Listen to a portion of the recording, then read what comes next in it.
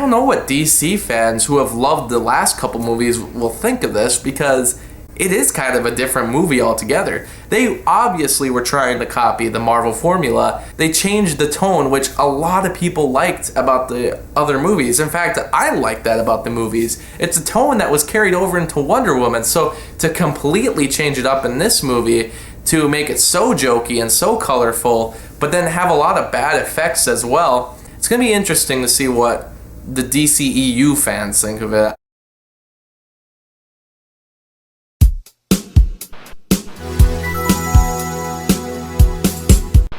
We've been waiting over a year since the announcement of the Zack Snyder version of Justice League, as well as 2 years since the campaign really started to gain some traction. And before that, I guess, realistically, some people have been waiting since 2017 for the real, true version, the director's intention of Justice League to finally be released. It's on HBO Max. It was released in IMAX format. If eventually theaters are open everywhere, maybe we can see this on a bigger screen. That'd be great. I would love to get the chance to see something like this on the big screen, because it is an epic spectacle, much like all of Zack Snyder's work. But if we're going to be real, I haven't been the biggest fan of Zack Snyder's previous movies. I've seen Watchmen, Man of Steel, and Batman v Superman. All of them kind of mixed bag, if you ask me. They have their good moments, they have their moments that make me scratch my head, a little indulgent at times. And I also felt that all of the movies are pretty long, especially when you take in the director's cut, which oftentimes are superior to the theatrical version, but again, I think all the movies are pretty long in general. Sometimes it's necessary, like in the case of Batman v Superman. There is a lot going on in that movie that needs to be explained, so I can understand why it has a long runtime, and the director's cut improved it. But Man of Steel, that's a movie that I didn't think needed to be as long as it was. Felt like it was taking something that was quite simple and making it overly bloated. So with that out of the way, I just want to explain that I'm not a Zack Snyder fan per se. I am a fan of his visual style, and I enjoy his movies for what they are, but they're not something that I consider to be the best superhero work out there. I like Marvel, and I don't think there's really a need for a fight between Marvel and DC fans. I think I just enjoy the Marvel movies more.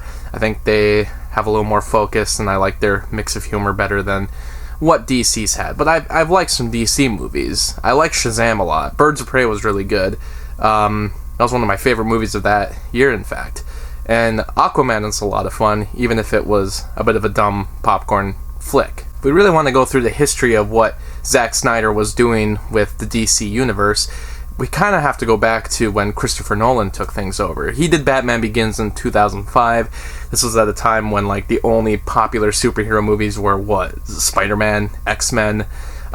There was a Superman movie on the way that wasn't as successful as Warner Brothers was hoping for, but Batman really took off, especially after the second film, The Dark Knight, was released. Had the Joker in it, played by Heath Ledger, so that movie became a huge success, leading to just as successful of a sequel, Dark Knight Rises. And at this point, it seemed to make sense that Warner Brothers would start to make more superhero films based on their DC characters. They had tried and failed with a reboot of Superman with Superman Returns, which was more like a sequel to the Richard Donner films. They also tried to do Green Lantern, which was more of a comical version of the character with Ryan Reynolds, and that one was a complete failure. There was also some other things in the mix, like Jonah Hex. Constantine came out at one point. Watchmen was another one, but that I don't think was meant to establish any universe. I think that was just, it was almost like a bet that Zack Snyder made. That graphic novel, it's impossible to put on film, and he was like, I think it is possible.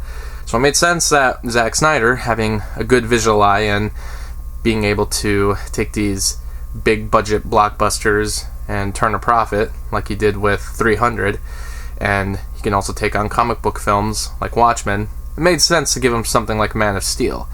Man of Steel was not nearly as successful as the Dark Knight trilogy. Batman v Superman came out in 2016. There's a 3-year gap between that time. The year before Man of Steel came out, the Avengers came out. Studios started to catch on that we got to make our own universes, cinematic universes. So that's why Batman v Superman ended up getting a lot of additions to it. Hey, you got to put Batman in it. You got to put Wonder Woman in it. You gotta set up more sequels in the future, throw in some stuff about Aquaman and Flash and Cyborg, and they maybe thought they were just tapping into a fad that wasn't going to last long, but given the way that Marvel has ran their cinematic universe, they actually found ways to give it some longevity. So I think it's actually possible to make this thing go on longer than, hey, it's a fad, we gotta make some money. If Marvel's making money, we gotta make money off of this. So to me, Batman v Superman became a project that was overly stuffed with way too much going on, and I don't think it was quite the movie that Zack Snyder wanted to make. He originally was trying to make Man of Steel 2, but by the time Man of Steel came out, and then The Avengers was a big success, while Man of Steel wasn't as big of a success, they kind of overhauled what they were doing at DC, and they're like, you gotta set up a cinematic universe, add some more things to the movie. At that point, he plotted out this, from what I remember, it was like a 5-film arc, and he was gonna have 4 Justice League movies, and they were going to do the inverse of what Marvel was doing. Rather than introduce the characters in solo films for them to meet up in later, they were going to have them introduced in the Justice League movies, and then they would get their own spin-off film later, which would kind of cut out the need for an origin story for every movie, so every movie could be a little more unique. And I kind of liked that plan.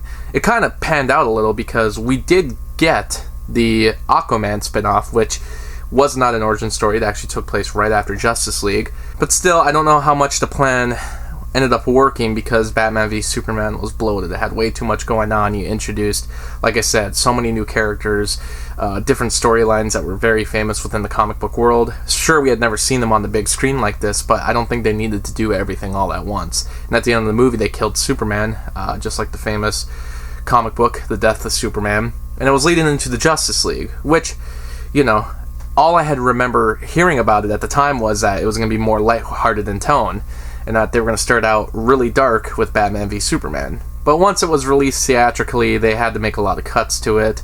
The movie, I remember seeing it in theaters, was a big mess. I was preparing for a mess just from what the reviews are saying.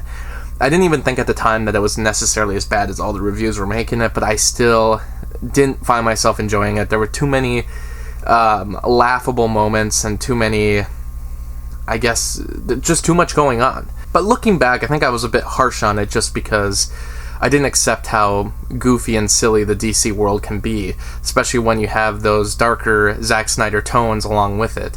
I couldn't get out of the perception that all DC films should be like Christopher Nolan's Batman trilogy, which I loved, but at the time when I saw those, I didn't really know much about DC Comics. Having learned a little more about it now, seen some of the animated films and some of the other movies that have come out of the DCEU, like Wonder Woman, Birds of Prey, Shazam, Aquaman, I can understand more now that it is very much what Marvel is, but it is just taking things a little more seriously. But that's not necessarily a bad thing. Zack Snyder's films take it very seriously, as they did with Man of Steel and Batman v Superman.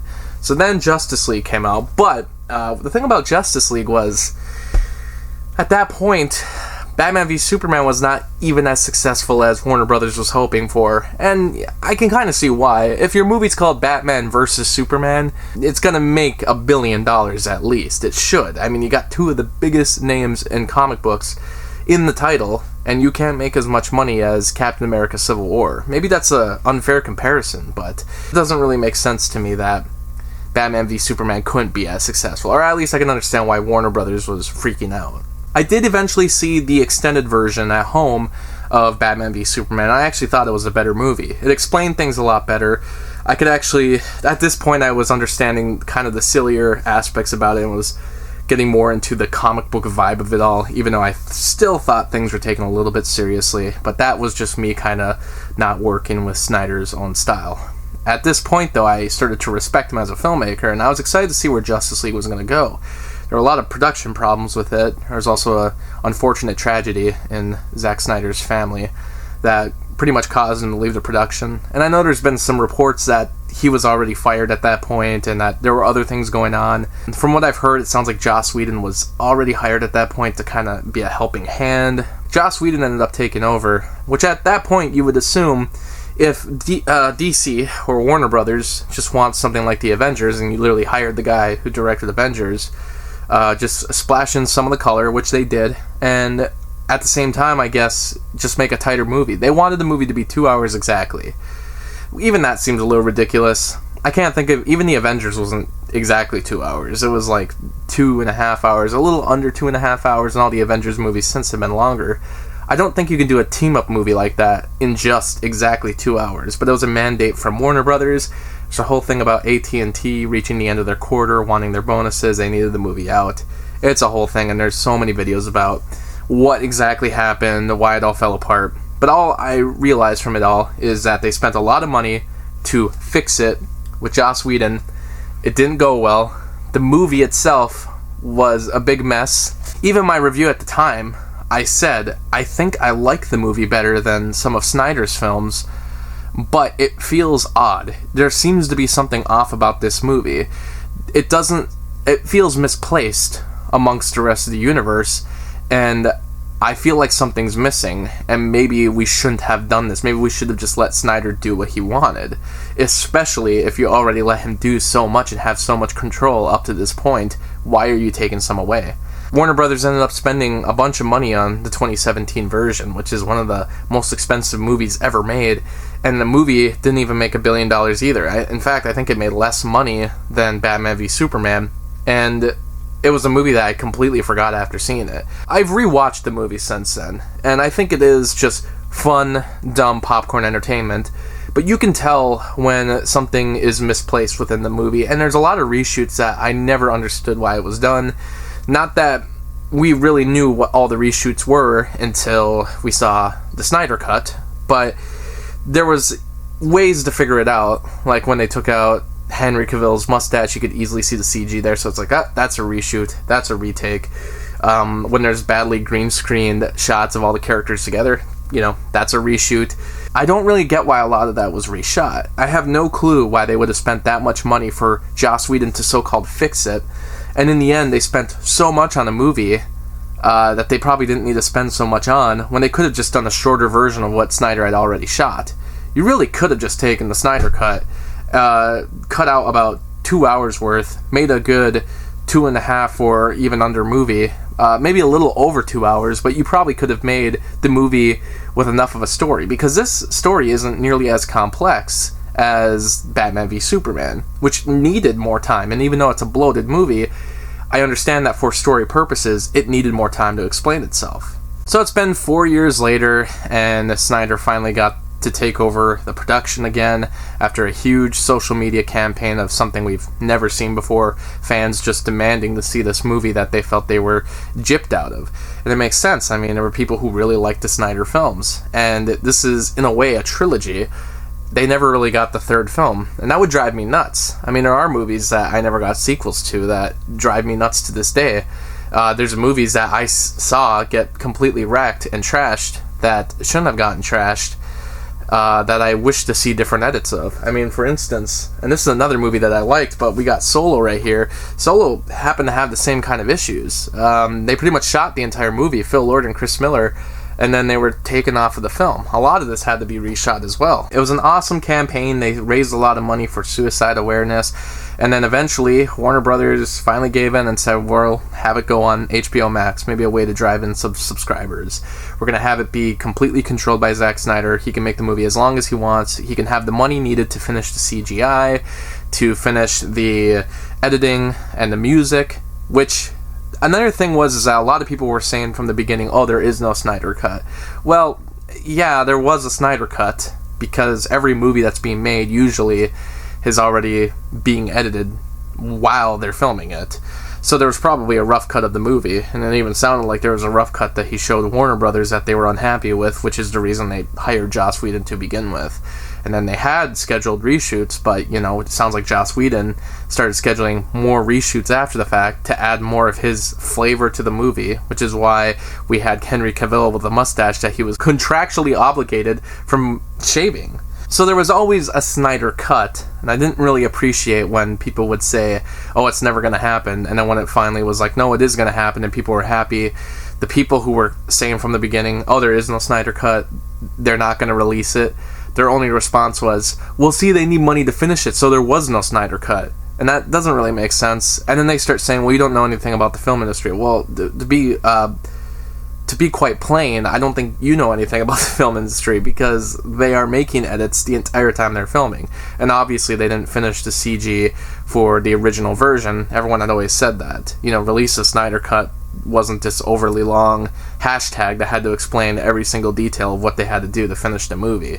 They were working on the music, they were working on the CG. You can even see that from the original trailers that were released. And I'm not even like a Snyder fanboy, and I'm not trying to become livid about this, but it was a situation that I felt was really unfair. And then a lot of people would chalk it up to, well, there were bullies online. And I guess I feel with every fandom there is going to be bullies, but from every interaction that I saw with the Snyder Cut fans, they were a bit, they were constant about it. They were always in every single comment on Warner Brothers posts on Twitter saying release the Snyder Cut. But as far as being like toxic or bullying, I didn't really see that as much versus other fan bases. I think a lot of people just can't accept that they were wrong, that they actually did end up releasing it.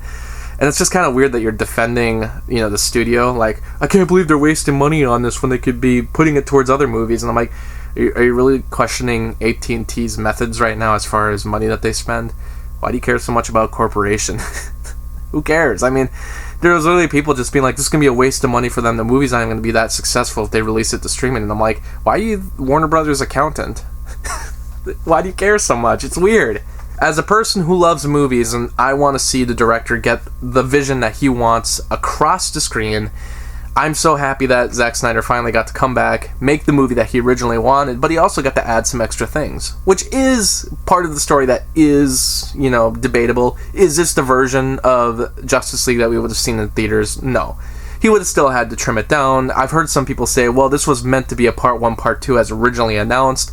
I don't know if that's exactly true either, because I feel like this movie doesn't have a part 1, part 2 as far as theatrical releases go. I feel like it more has a good 2.5-hour movie buried within it, with a lot of extra scenes that would have been on a director's cut of the movie. But on top of that, they added some other scenes now that Zack Snyder was given a bigger budget to finish it, plus make it more an event. That's why they added things like Darkseid, they added things like the epilogue, Martian Manhunter, and a bunch of different things like that.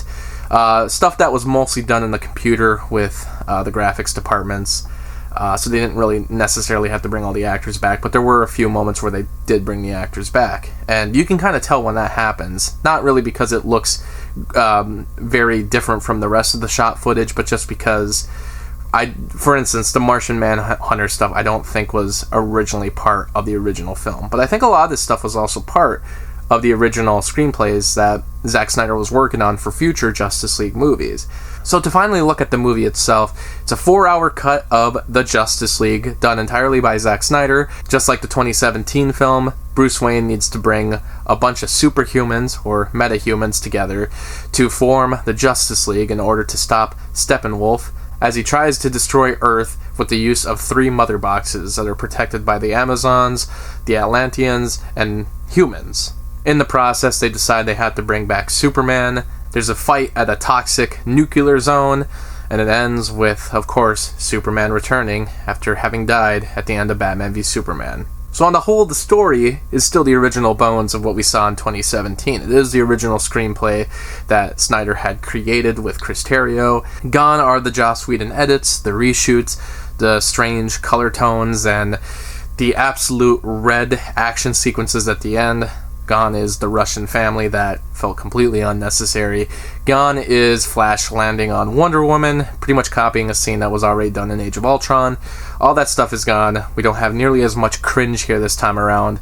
A lot of the Avengers-like humor's gone, but we still have some humor that existed before that I didn't realize was even from Zack Snyder's end. For instance, the Flash is very goofy in this movie.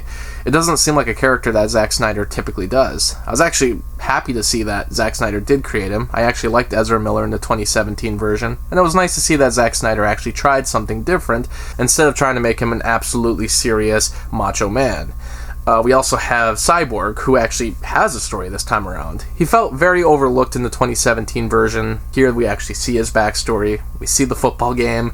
We see why he ended up becoming Cyborg, and we also see his father and what he's been doing with the box and beyond that. We also get more of Aquaman. We actually see him go to Atlantis and see characters like Willem Dafoe's character from the 2018 film. And it kind of sets up more of how this movie is a precursor to the 2018 Aquaman movie. When compared to the original Justice League, there was things that I didn't know if I was going to miss from that movie. Some of the changes people considered like, yeah, these are Avengers-esque jokes. These are Avengers-esque moments. The way it's shot, even. And I was glad to see that a lot of stuff I really liked from the 2017 version did stick around. The scene where Wonder Woman's first introduced, she's fighting all the bad guys, and the shot sequences with said bad guys is all still here. I really like those moments in the original film. Plus, it's expanded upon and looks just overall way better. We also, like I said before, the Flash is still very funny in the movie. I enjoyed Ezra Miller. I'm sure some people will be kind of iffy about him, but overall I like him, and I'm really excited to see him get his own film. We got more Batman this time around, and we got to see more of Alfred as well, which made me happy because I felt like Jeremy Irons was completely overlooked in the 2017 Justice League. The scene at the monument when Superman first returns, most of that is pretty similar to the original, but it cuts out a lot of the stupid humor, bad editing moments, and, you know, cops disappearing in the background. Just go watch the original cut. It's just kind of badly put together. The slow-mo shot of Superman looking at Flash as he's running at super speed, that was really cool in the original, and I'm glad that's still here. But also the music helps to make some of these moments that were, you know, good in the 2017 version into absolutely epic moments. Like when they decide that they have to bring Superman back, they bring back the Man of Steel theme, and it's absolutely epic. Some of the biggest music that I've heard in the DCEU. Tom Hulkenberg did the music this time. Hans Zimmer didn't return. He did the first Man of Steel. He did Batman v Superman with Junkie XL, and then Tom Hulkenberg, you know, Junkie XL, came back to do this movie, actually finish the score, bring back a lot of the past motifs that were used for the DCEU. You know, and I didn't enjoy Danny Elfman's music from the 2017 version. The only thing I liked was that it was bringing back some of the classic themes. You know, like the classic Superman theme and Batman theme from the Tim Burton film. I don't think they need to be in modern movies. It was cool to hear them, but then when you see the movie in 2017, it was all covered up by sound effects, so you couldn't even hear the themes. So it ended up being a big letdown.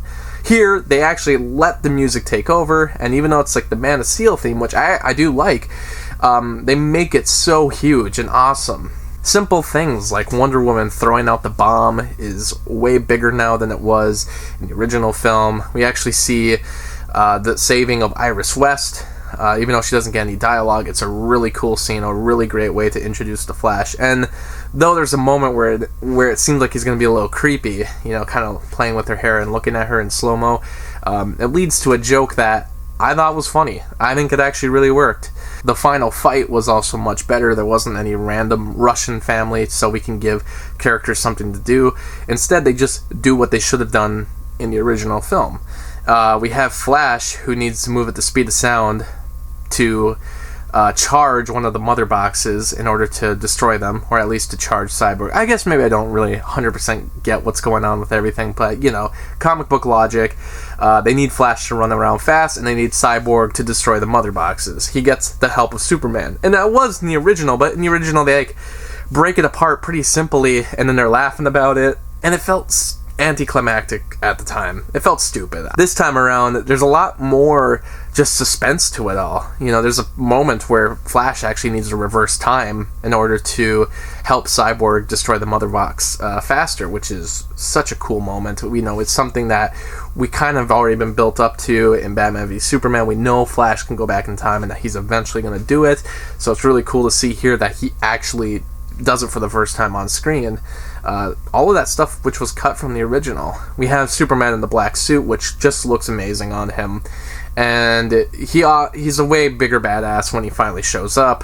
And every character just seems to be getting bigger moments. I mean, Aquaman is the one who gets like the final hit on Steppenwolf.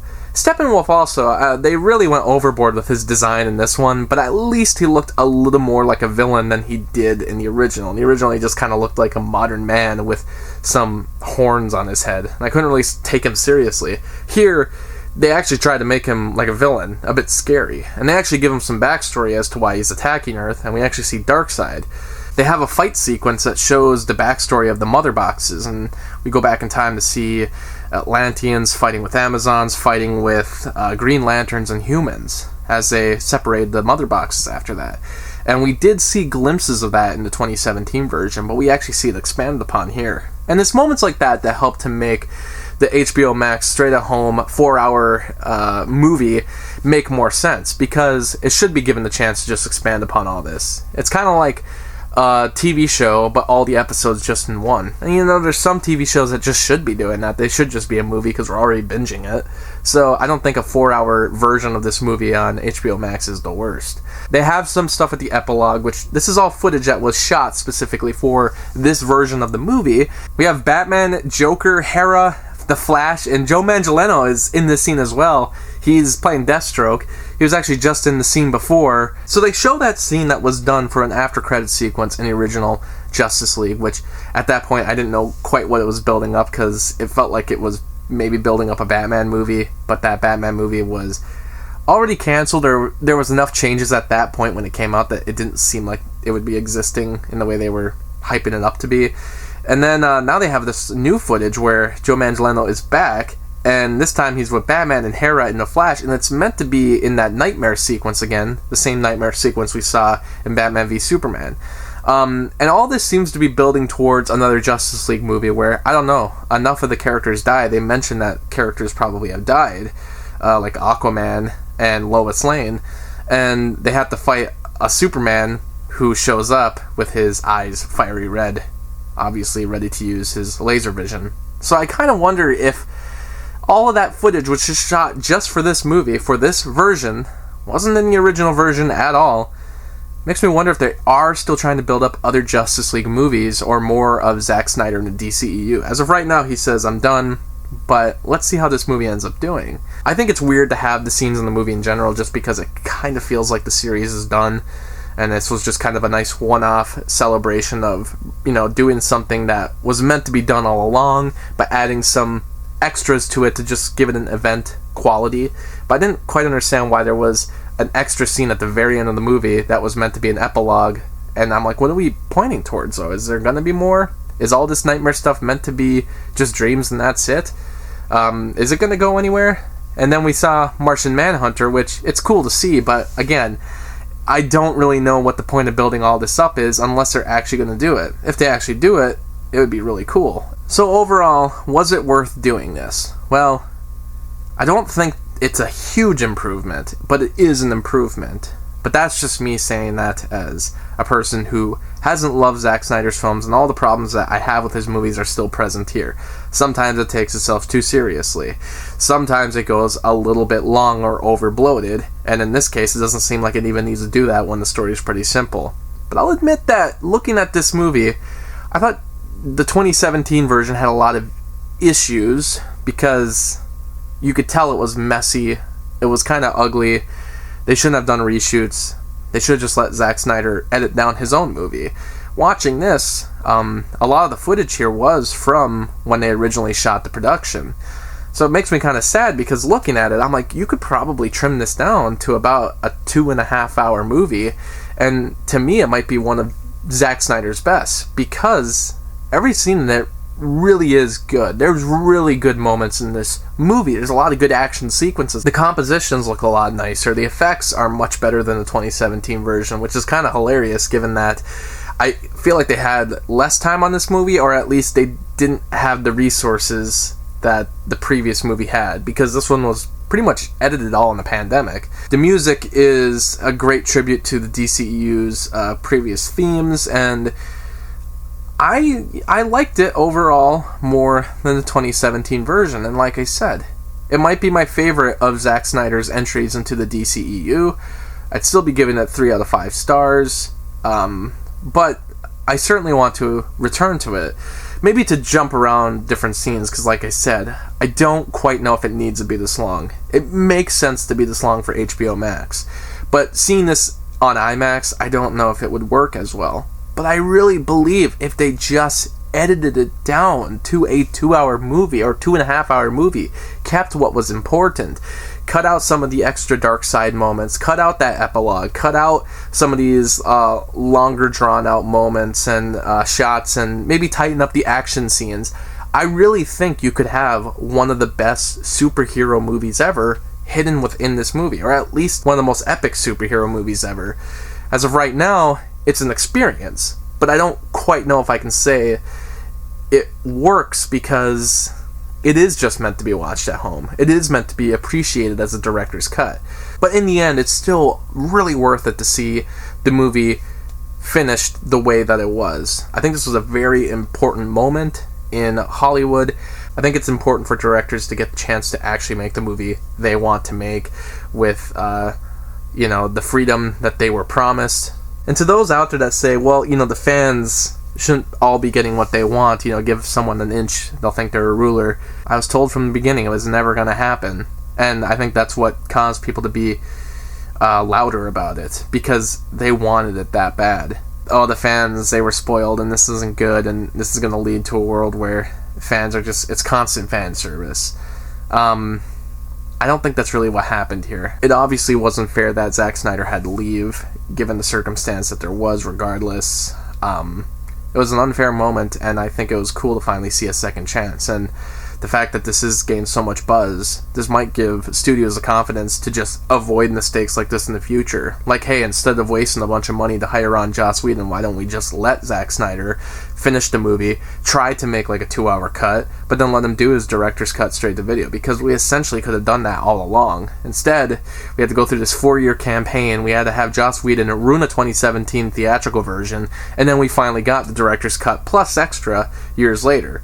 It just didn't seem like we had to go through all those steps, and who knows, maybe the DCEU would still exist today. Maybe in 2017, had they just released Zack Snyder's 2-hour version of this movie into theaters, maybe it would have been more successful. I think it would have been. I think it would have been a much better, more, solid movie, a better looking movie. And stop meddling, because you're meddling, if that's one thing we can learn, is even if the director's maybe messing up a movie, the studio meddling has never worked. It's almost never worked. Thanks for watching. Thanks for watching the video, and special shout out to Anthony, Anna, Kirsten, Lucas, Ryan, and Robert for the support on Patreon. By joining my Patreon, you can get exclusive videos and blogs, and for only $7, you can request your own movie review. I hope you stick around, cinephile, and have a happy, productive day.